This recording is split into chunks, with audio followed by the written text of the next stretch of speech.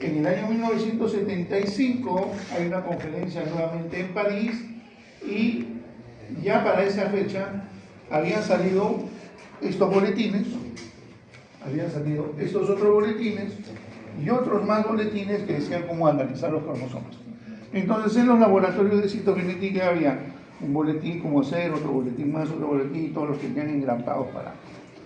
Entonces en el año 1975, ya después de la conferencia de París, en el 76, se crea un comité permanente para la nomenclatura de la citogenética humana. Y eso fue en el quinto Congreso Internacional de Genética Humana en la Ciudad de México.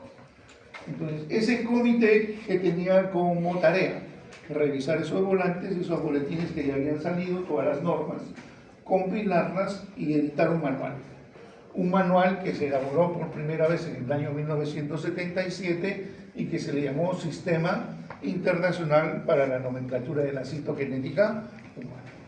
Entonces ya todo eso se compiló, salió un manual y ese fue el primer manual que apareció en el año 1977, ¿correcto?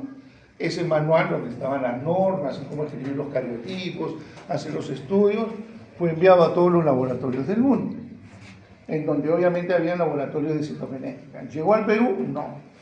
¿Por qué no llegó al Perú? Porque en el 77 no había laboratorio de citogenética. ¿En los 80 había? Tampoco.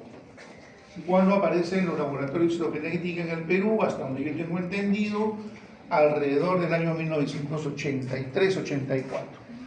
Uno de los primeros laboratorios que yo conozco, que es el que empieza o inicia en el Perú, es el laboratorio de citogenética humana del Hospital Almenara, 83-84. Yo ingreso al Hospital Almenara a trabajar en el año 86 y ya ese laboratorio tenía avanzado un par de años más o menos, haciendo algunos exámenes. Estaban en esa época empezando a hacer, definiendo mejor su técnica de bandas y otras cosas más, ya hacían cultivo de linfocitos, etc. ¿Okay? Entonces ese manual del 77 no llega, del 80 tampoco, y este comité permanente es un comité permanente que cada determinado tiempo va revisando este manual y va cambiándolo, ¿no? Entonces, por ejemplo, en el año 1976, ¿okay?, este investigador, Jorge Yunis, hace una modificación de la técnica de cultivo para obtener cromosomas. ¿En qué estadio se hace el análisis de los cromosomas? ¿En qué estadio?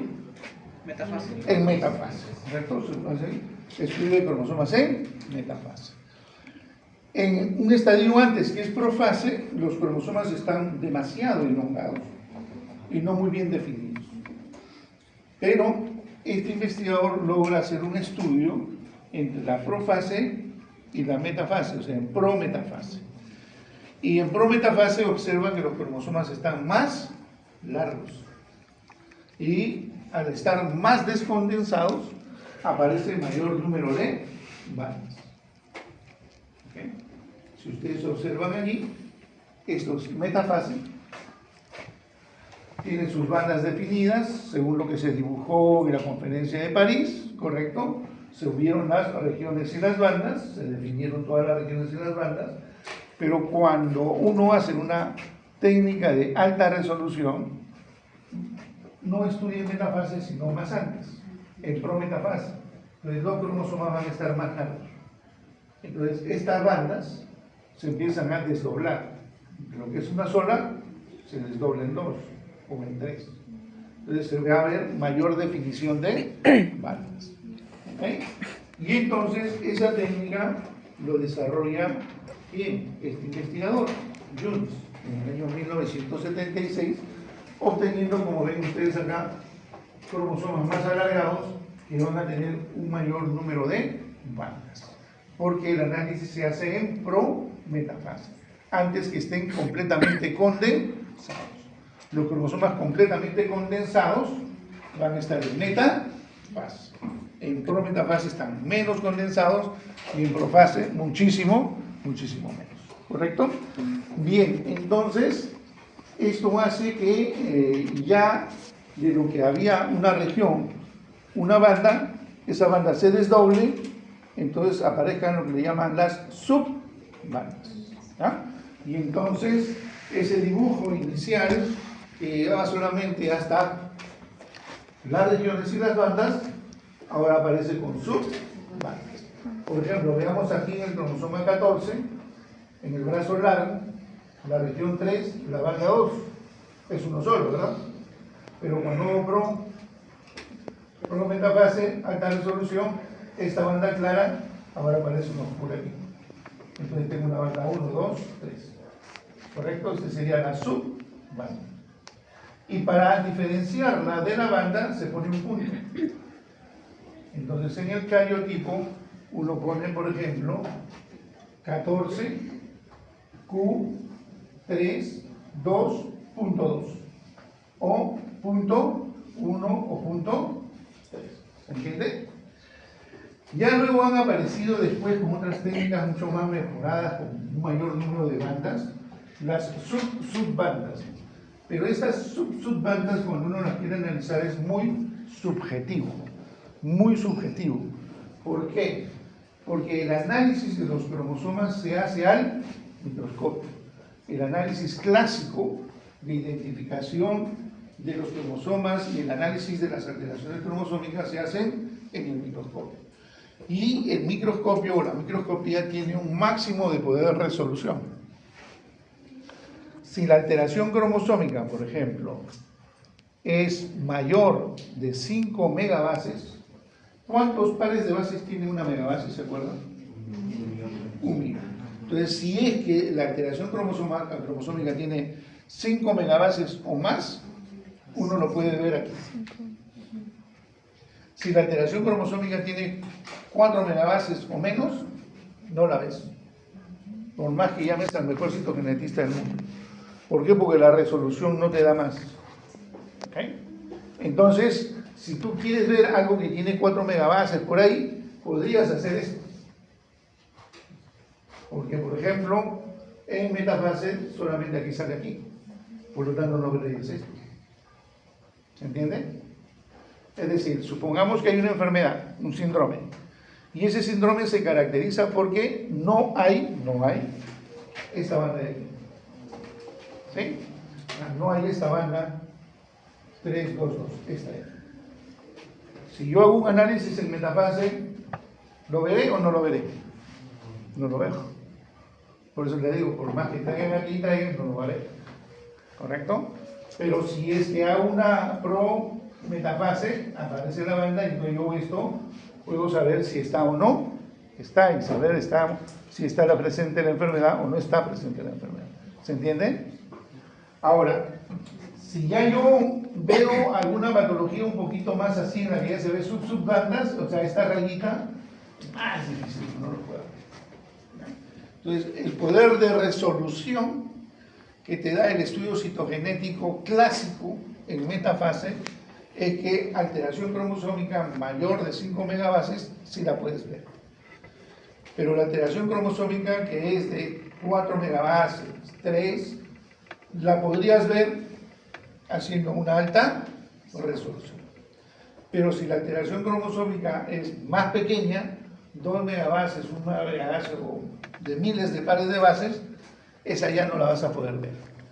Profesor, o sea, significa que si hay algún paciente que tiene una alteración cromosómica de 100.000 pares de bases o de 200.000 pares de bases, no sale, o sea, no se podrá ver con las técnicas clásicas de estudio de citogenética. ¿Okay? Pero sí hay otros estudios más sensibles que permiten detectar alteraciones más pequeñas. Una de ellas, por ejemplo, es la hibridación in situ por fluorescencia, el FISH, que también ya lo vamos a ver cómo es que se utiliza, ¿correcto? Entonces, cuando hablábamos de la primera década, había un cromosoma más o un cromosoma menos. Eso es fácil de detectar, ¿verdad? Que haya un cromosoma más o un cromosoma menos. En la década de los 70 ya aparecen algunas alteraciones estructurales cuyo tamaño es más de 5 megabases y se puede detectar. Pero en la década de los 80 aparecen una serie de síndromes producidos por microdeleciones o microduplicaciones cuyo tamaño con la citogenética clásica no la puedes detectar. Entonces, lo que pretendió UNIS es hacer una técnica de alta resolución que permitiera ver sus bandas para poderlas detectar. Pero aún así, ¿no? Si la alteración es mucho más pequeña, no la podemos visualizar. Por lo tanto, aparece en la década de los 90 otra nueva metodología, que ya hemos hablado un poco de esta en el ciclo pasado, que se llama la técnica de hibridación in situ por fluorescencia, ¿no? Entonces, ¿qué utiliza? Utiliza una sonda marcada con un fluorocromo dirigido contra una región específica del cromosoma que yo quiero demostrar, ¿sí?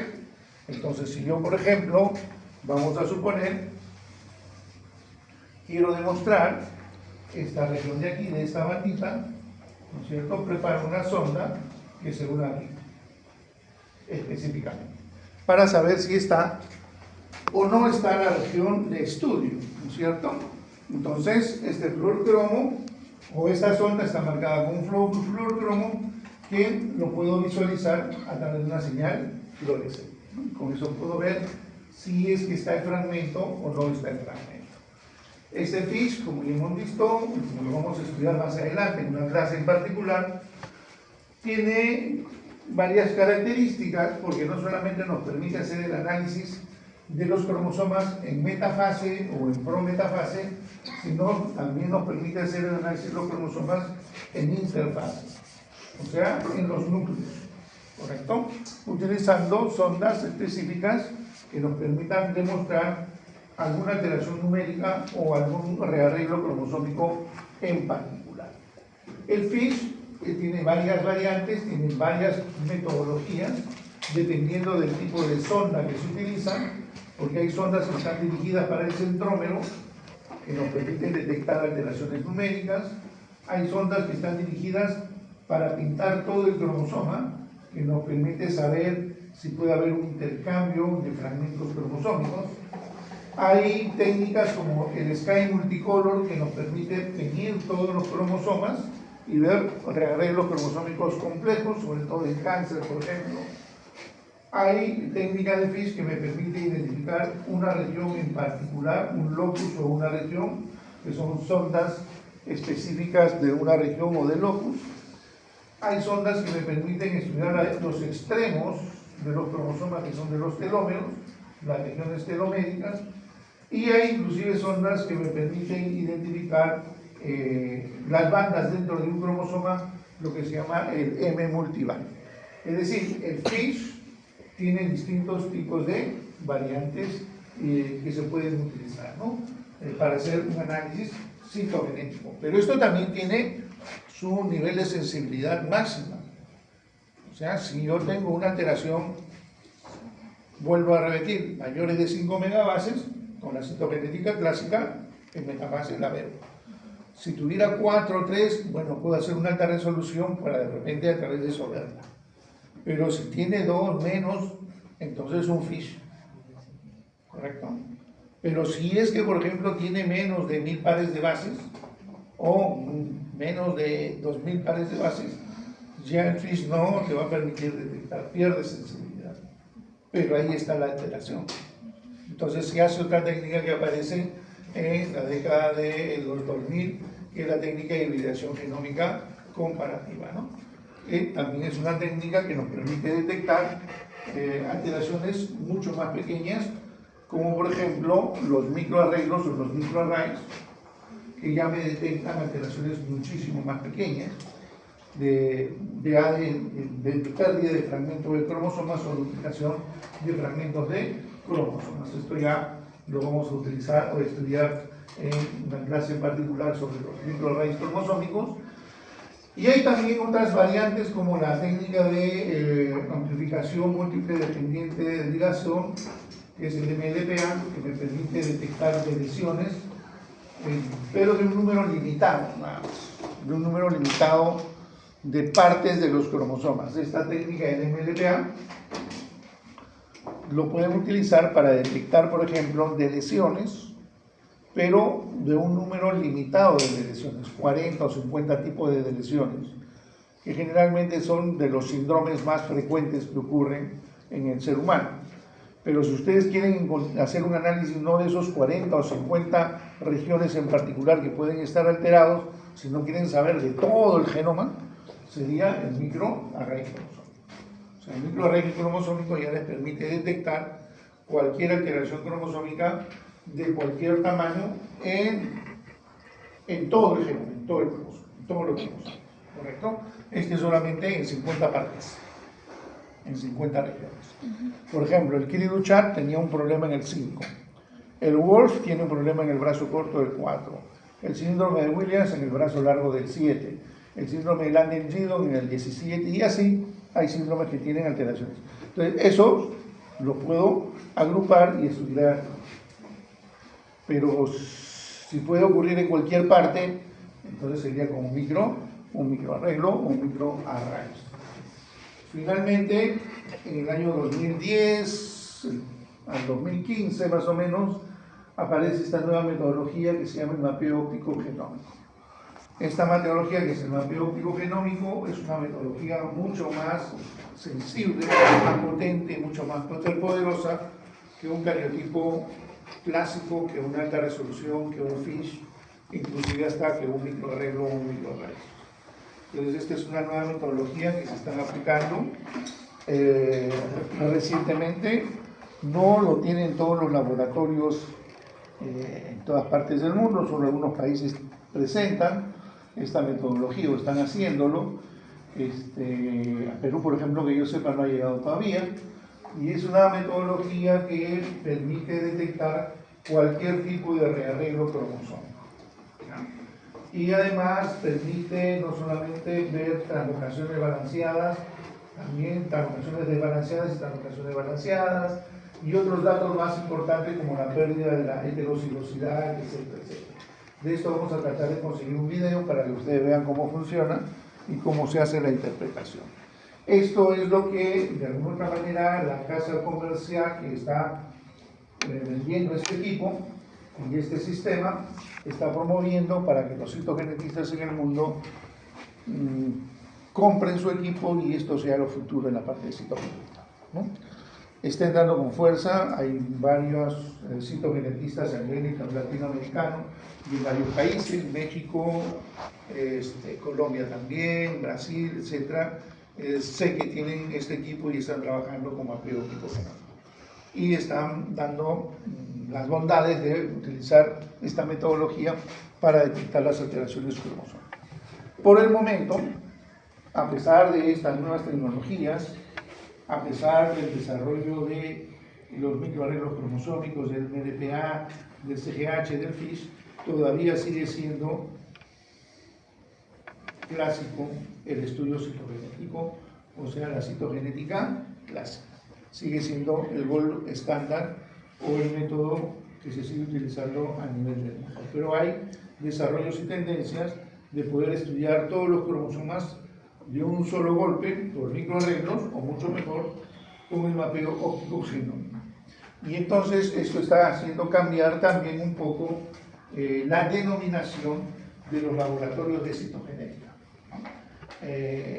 Ahora están hablando con bastante fuerza en varios países de laboratorios de citogenética y citogenómica. Están poniendo ya ese nombre de citogenómica, ¿por qué? Porque hay métodos con los microarreglos o con el mapeo óptico que permite detectar cualquier alteración cromosómica, pero a nivel de todo el genoma, de todos los cromosomas. Entonces, por eso le están llamando citogenómica, porque están utilizando esas nuevas metodologías, ¿no? Entonces, eso es importante porque a eso se camina dentro de la citogenética. Vamos a ver si se llega a eso a impulsar o no. Bien, entonces esa es más o menos una visión histórica para que ustedes vean desde cuándo apareció, desde el año 56 hasta el año 2010-2015, que son las últimas metodologías para análisis.